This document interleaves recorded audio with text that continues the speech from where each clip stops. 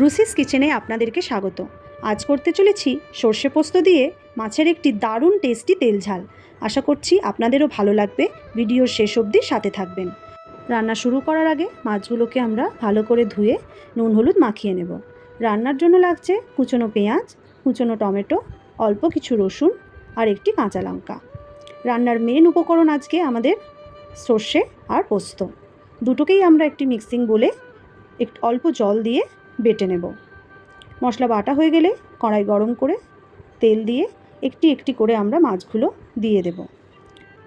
মাছগুলো এপিট ওপিট করে লাল করে ভাজা হয়ে যাওয়ার পর একটি সুন্দর পাত্রে একটি একটি করে আমরা মাছগুলো তুলে রেখে দেব।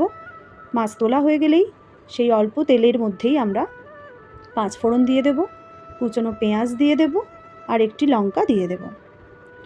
পেঁয়াজের সাথে লঙ্কা আমাদের ভাজা হয়ে গেলে রসুনকে থেঁতলে পেঁয়াজের সাথে 4-5 মিনিট ধরে নেড়ে নেব। 4-5 মিনিট ধরে নাড়া হয়ে যাওয়ার পর একটি একটি করে আমরা মশলাগুলো পেঁয়াজের মধ্যে দিয়ে দেব। হলুদ গুঁড়ো, লঙ্কা গুঁড়ো, জিরে গুঁড়ো আর কুচনো টমেটো। সব মশলাগুলো আমাদের ভালো করে মিক্স হয়ে যাওয়ার পর সর্ষে পোস্ত বাটাটা আমরা মশলার মধ্যে অল্প একটু জল দিয়ে ফুটতে দিয়ে দেব। ঝোলটা ফুটে যাওয়ার পর আমাদেরকে একটু একটু করে মাছগুলো আমরা ঝোলের মধ্যে ফুটতে দিয়ে দেব। 1 মিনিট ধরে ফুটে গেলেই আমাদের আজকে রান্না রেডি।